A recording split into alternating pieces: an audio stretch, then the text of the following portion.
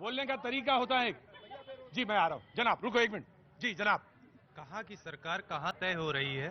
कहाँ की सरकार, एक मिनट सुनिए, बहुत सीरियसली कोई बोलने आया तो उसको सुनिए प्लीज। लिसन, मैं आ रहा हूँ बेटा, आ रहा हूँ जी। कहाँ की सरकार कहाँ तय हो रही है? आज हम लोग इस विषय पे बात कर रहे हैं, लेकिन असम में जो बाढ़ आई हुई है उसके मुद्दे पे हम लोग बात नहीं कर सकते। वाह। जो होटल में रह रहे हैं विधायक गुवाहाटी में जो है, उनकी खर्च क्या आ रहे हैं उस पर आप बात करिए। कितना खर्च आ रहा है? जनता वहां की परेशान हो रही है, पूरे हिंदुस्तान की जनता परेशान है, लेकिन हम लगे हैं सरकार बनाने में। जो बहुत अच्छी बात, बहुत अच्छी बात। ऐसा नहीं है, शहर में बहुत अच्छे लोग निकल के बात कहने के लिए आते हैं और मुझे बहुत अच्छा लगा। क्या नाम है आपका? मेरा नाम नबी अहमद। नबी अहमद साहब ने कहा कि हम बचे हैं या जुटे हुए हैं सरकार बनाने में या गिरी तो बताने में। लेकिन जिस तरफ सबसे पहले सुधा जी ने इशारा किया था, पत्रकार और नेता, और मैंने भी एक टिप्पणी की थी उसमें छोटी सी। जी ऑफ कोर्स मैं आया जनाब। अभी जो लोग हिंदू की बात कर रहे थे उनको यही नहीं पता होगा कि असली हिंदू कौन है।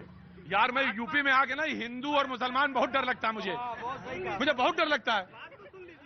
क्या करने दोगे पत्रकारिता की नहीं करने दोगे तुम लोग? बात तो सुन लीजिए। सुनेंगे तो पिछड़े दलित अल्पसंख्यक की वोट लेने के लिए भाजपा हिंदू और मुस्लिम की राजनीति करती है, खुद सियासत करते हैं और हिंदू और मुस्लिम के नाम पर हमको लड़ाने का काम करते हैं।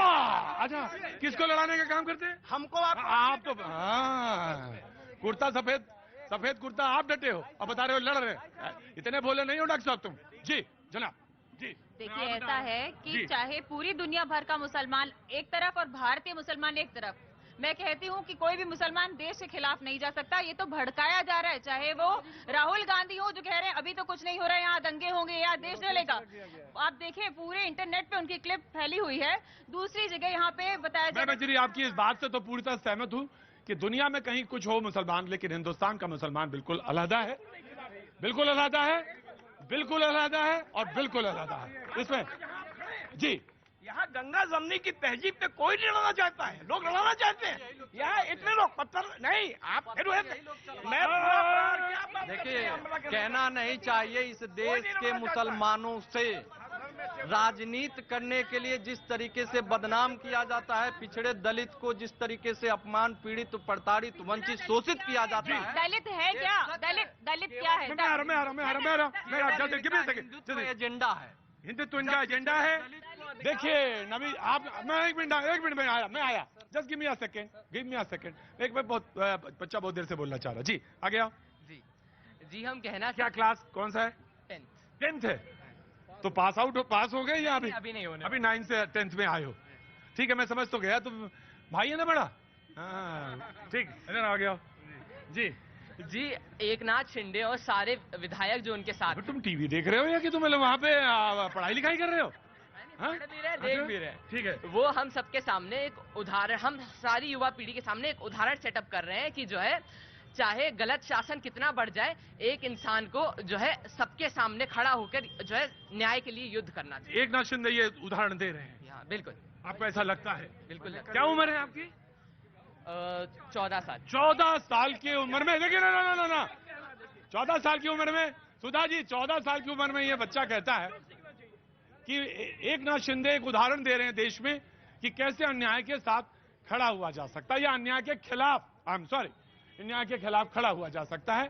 बहुत बहुत शुक्रिया भाई, क्या आवाज है, आपको बहुत बहुत शुभकामनाएं। जी मैं उस छोटे बच्चे की तरफ से जोड़ना चाहूंगी, परसेप्शन बच्चों को क्यों देना जो उसे पता ही नहीं है कि वो शासन राजनीति है, वह अन्याय। जब से ही आप भाजपा मिल जाओगे न्याय हो जाएगा। कैसी राजनीति, परसेप्शन क्यों डेवलप किए जा रहे हैं?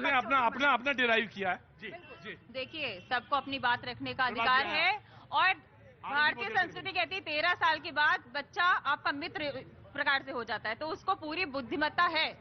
दूसरी बात पे आती हूँ मैं कि जब अभी बात हो रही थी कि दलित कौन है? जिसका दलन हुआ वो दलित है। बिल्कुल, आई एग्री। जी देश का युवा बहुत सेकंड। हाँ जी, देश का युवा बहुत निराश है। अभी हमने आपके चैनल पे भी देखा किस तरीके से वो ताला लगा के अपने बिजनेस में आए हैं, अपनी आवाज को बुलंद करने के लिए। उनको यकीन है कि आप उनकी आवाज को बुलंद करवाओगे। मैं उस मित्र को ये कहना चाहता हूं कि आप निराश मत हो, ये अमृत पी के नहीं आए मित्र, मुगल नहीं रहे, अंग्रेज नहीं रहे, कांग्रेस नहीं रही, तो इनकी क्या हैसियत है, ये भी कहें। प्रभात जी, देखिए प्रतीक जी, बहुत हमले में झेल रहा हूं। आपने बिल्कुल भाजपा का अरे प्रवक्ता भाई, समझ लिया है। अरे इसके बाद चुप आप रहोगे एक ये मिनट। याद रहे। देखिए डिबेट यहाँ अभी घोषित समाप्त है। हो रही है। यहाँ घोषित भाजपा प्रवक्ता मैं है, महाराष्ट्र घोषित में नहीं। जो पूरा घटनाक्रम चल रहा है, मैं ये कहना चाहूंगा, सड़क पे कोई संग्राम नहीं होना चाहिए। अच्छा, अगर कोई पॉलिटिकल पार्टी नजर नहीं रख पा रही है तो इसमें उसकी कमी है, लेकिन अगर कोई पत्रकार ज्यादा नजर रख रहा है तो आपके पेट में दर्द है। हाँ, नहीं, उन्होंने अपना डिराइव किया। अब ये बच्चा अगर ये देखता है तो मैं क्या करूं, बच्चे को यही दिख रहा है। जी प्रभात जी, मैं देखिए इनकी बातों का बुरा मुझे इसलिए नहीं लगता है। देखिए नहीं, इनकी बातों का बुरा मुझे इसलिए नहीं लगता है कि ये बेचारे बड़े पीड़ित हैं, सत्ता में आ नहीं पा रहे हैं, सत्ता में आने के लिए बड़े लालायित हैं। मैं सिर्फ महाराष्ट्र की जनता को कहूंगा कि आप सड़क पे संग्राम के लिए ना निकले, और राज्यपाल से कहूंगा कि इस अनिश्चितता को तत्काल खत्म करें, और इनको इलेक्शन कमीशन जाना चाहिए संजय जी को। जब आपके पास मैजिक नंबर है, 42 का नंबर है शिवसेना सांसदों का, तो वो 13 सांसद। जी, ये जो मैजिक नंबर की बात हो रही है, इसका मतलब जो विधेयक पास हुआ था कि दल विधेयक नियम में कौन सा काम करता है मैजिक नंबर, और मैं इनसे पूछती हूँ, इतनी मासूमियत लाते कहाँ से हो? इतनी मासूमियत लाते कहाँ से हो? चेहरे पे रखे चेहरे छुपाते कहाँ से? डॉक्टर सुधा जी ने कहा कि इतनी मासूमियत लाते का है कि दल बदल कानून जो बना था बोमई कांड में, और 67% टेस्ट तो होना है फ्लोर पे, 37 फ्लोर, वो फ्लोर टेस्ट होना है। फ्लोर पे डिप्टी स्पीकर आपका बैठा हुआ है एनसीपी का, और आपने 2.5 साल तक स्पीकर नहीं बनाया।